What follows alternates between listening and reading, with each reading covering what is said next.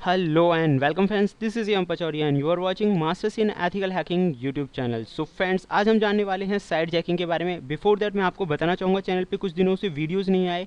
उसका कारण है चैनल पे स्ट्राइक आई हुई थी, तो अभी कुछ हद तक रिकवर हो चुका है। तो हो सकेगा तो आपको डेली और लगातार वीडियोज़ मिलते रहेंगे। लेकिन फ्रेंड्स, आज का जो टॉपिक है मैं आपको बता देता हूँ कि आज आप क्या क्या चीज़ें सीखने वाले हैं। फ्रेंड्स, आज आपके कुछ जो कॉन्सेप्ट्स हैं टू स्टेप ऑथेंटिकेशन को लेकर, कि सेशन हाईजैकिंग जैसे जो कॉन्सेप्ट्स हैं वो क्या होते हैं, सेशन हाईजैकिंग या फिर साइट जैकिंग ये क्या है, किस तरह से काम करता है, ये सारा कुछ हम प्रैक्टिकली जानेंगे। और आज आपके बहुत सारे जो क्वेश्चंस हैं वो क्लियर हो जाएंगे। हालांकि फ्रेंड्स, एज अ हिस्ट्री अगर हम लेकर चलें तो केविन मिटनिक ने हाल ही में टू स्टेप ऑथेंटिकेशन को हैक किया था, और उसके लिए उन्होंने सेशन हाईजैकिंग या सेशन हैकिंग जैसे मेथड्स का इस्तेमाल किया था। फ्रेंड्स, ये मेथड्स काफ़ी पुराने हैं, लेकिन आपको अगर सारे मेथड्स पता है तो काफ़ी हेल्पफुल होते हैं। उनसे बचने के तरीके भी आप ढूंढ सकते हैं, और उनकी मदद से आप वल्नरेबिलिटीज़ और कुछ कमियों के बारे में भी पता लगा सकते हैं। तो friends, before the session starting आज मैं कुछ जानना अब हम जानेंगे कुछ बेसिक कॉन्सेप्ट्स के बारे में, जैसे कि कुकी क्या होता है। फ्रेंड्स, कुकी एक स्मॉल पीस ऑफ इन्फॉर्मेशन होता है जो आपको साइन इन रखता है। इसे मैं एक एग्जांपल से समझाऊंगा। कई बार ऐसा होता है कि आप अपने ब्राउज़र पे वर्क कर रहे होते हैं, तो जो भी आप वर्क करते हैं, सर्फिंग करते हैं, लॉगिन करते हैं, वो सारा जो वर्क है वो कुकीज़ के रूप में स्टोर्ड होता है। और इनकेस अगर आप अपने किसी भी आईडी और पासवर्ड को सेव कर देते हैं, जैसे ही ब्राउज़र आपसे पूछता है कि भाई सेव करना चाहते हो, अगर आप येस कर देते हैं तो उस सिचुएशन में कुकीज़ में आपकी जो इन्फॉर्मेशन है वो स्टोर्ड हो जाती है।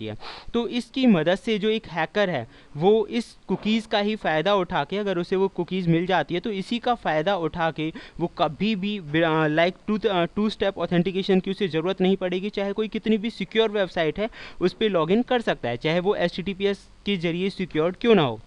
तो फ्रेंड्स, कुकीज़ के बारे में आपको पता चल गया होगा। साइट जैकिंग के बारे में अब हम बात करते हैं। साइट जैकिंग में जो हैकर होता है इसी टेक्निक का इस्तेमाल करता है।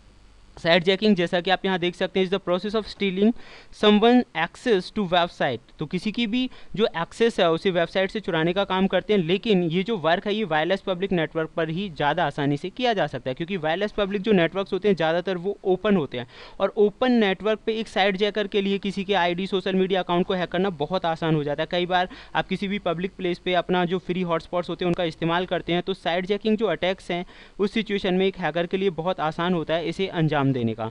तो साइट जैकिंग क्या है? साइट जैकिंग एक मैं कह सकता हूँ कि एक प्रॉब्लम है जिसे हम सेशन साइट जैकिंग भी कह सकते हैं।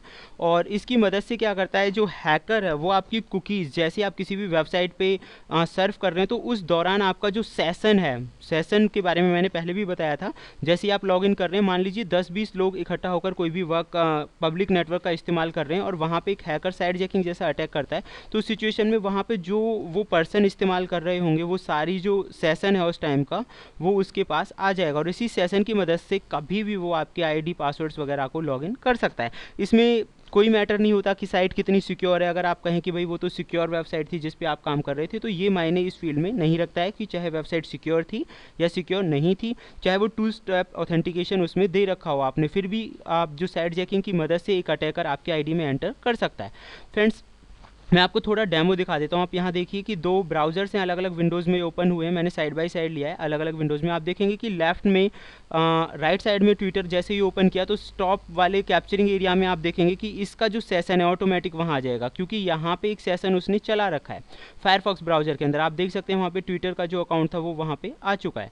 सेकेंडली, जैसे ही वो किसी दूसरे अकाउंट पर जाएगा, अब आप यहाँ देखेंगे कि जैसे ही वो दूसरे अकाउंट को लॉगिन करेगा, ये एक छोटा सा था कि किस तरह से ये चीज़ काम करती है ये दिखाने के लिए आपको। अब जैसे ही फेसबुक ओपन किया गया है, कोई भी आईडी और पासवर्ड फेसबुक के अंदर वो डालेगा किसी भी विंडो पे, यानी कि एक पब्लिक ओपन नेटवर्क है वहाँ पे अगर इस तरह का काम हो रहा है, तो आप देखेंगे कि ये जो फेसबुक वाली आईडी थी साइड में ओपन हो चुकी है। तो फ्रेंड्स, यही होता है साइट जैकिंग। साइट जैकिंग के अंदर एक अटैकर यही करता है कि दो अलग अलग ब्राउज़र्स थे, आप जो सेशन जिस पे भी आप काम कर रहे हैं वो सेशन एक अटैकर के पास आ जाएगा। इसमें जो टूल इस्तेमाल किया गया फ्रेंड्स उसका नाम है फायरसिप। तो फायरसिप है क्या? फायरसिप एक टूल है जो साइड बाय ऐड कर देता है मोजिला फायरफॉक्स के अंदर। हम इसे एड ऑन भी कह सकते हैं। मोजिला फायरफॉक्स का जो ब्राउज़र है उसका एड ऑन है, ये एड ऑन की मदद से सेशन को ये कैप्चर करता है। तो ज़्यादातर जो अटैकर हैं, फायरशिप जो हैकर हैं, वो फायरशिप का इस्तेमाल करते हैं सेशन और कुकीज़ को स्टील करने के लिए। अब इसकी जो इंस्टॉलेशन है, इसकी जो वर्किंग है, वो भी मैं आपको बताने वाला हूँ, लेकिन मैंने आपको प्रैक्टिकली वो दिखाया है कि ये होता कैसे, लेकिन इसकी इंस्टॉलेशन और इसकी वर्किंग के बारे में बताना ज़रूरी है, जो कि मैं आपको प्रैक्टिकली बताऊँगा। लेकिन बिफोर दैट हमें ये जानना है कि इससे हम बचे कैसे। तो फ्रेंड्स, इससे बचने का आसान जो तरीका है वो ये है कि आपको हमेशा सिक्योर्ड और देखना चाहिए कि किस तरह की वेबसाइट्स का आप इस्तेमाल कर रहे हैं। तो आप यहाँ पे पढ़ सकते हैं कि एचटीटीपी जो साइट्स हैं वो आपको अवॉइड करनी चाहिए।